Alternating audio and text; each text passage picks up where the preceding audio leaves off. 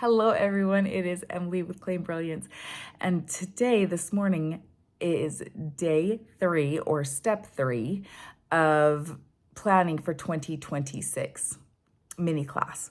Today, I want to talk about creating a word or 2 or 3 for this next year. And what does that entail? So I want you to go into 2026 with a word. I've had a word every year for the last 4 years, from growth to beauty or beautiful or etc. Anyways, I have 3 words this year. So my 3 words that is going to envelop my year is intention, discipline, and focus. Those are the 3 things that I am feeling a call to implement this year, to act on purpose, to be able to actually make the progress that I'm seeking. Is I need those 3 things: intention, and then write the definition. So you're going to write the word or words. One of my clients, her words, she has 2 of them, is beautiful stillness. She gets to define what that is. And so for me, intention is the why behind the action that I'm doing. Focus is being able to do it, whether, to stay on task. And then discipline is to show up even when I don't feel like it, even when my emotions, even when my thoughts, even when situations come up.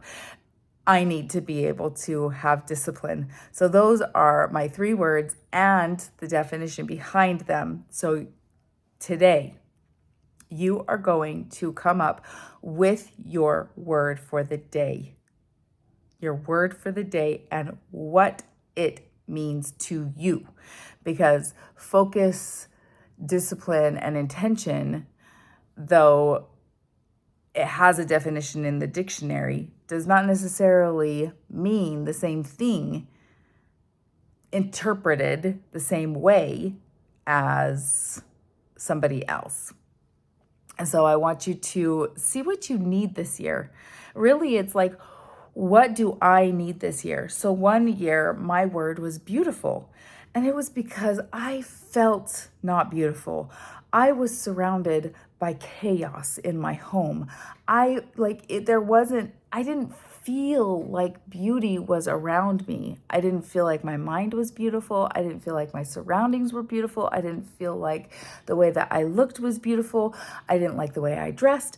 I didn't like how I presented myself to the outside world as well as to me. And so that was my word for the year. So today, you're going to ponder about what it is that you need. So I have one client of mine whose word, 2 of them, is beautiful stillness. And what does that look like for her? How is she going to implement? So what does it mean to her, and how is she going to apply it in her life? And that is really the next step, is being able to come up with a word for the year where you act on purpose. Act on purpose and define it, because I have one mentor of mine, her word was worldly.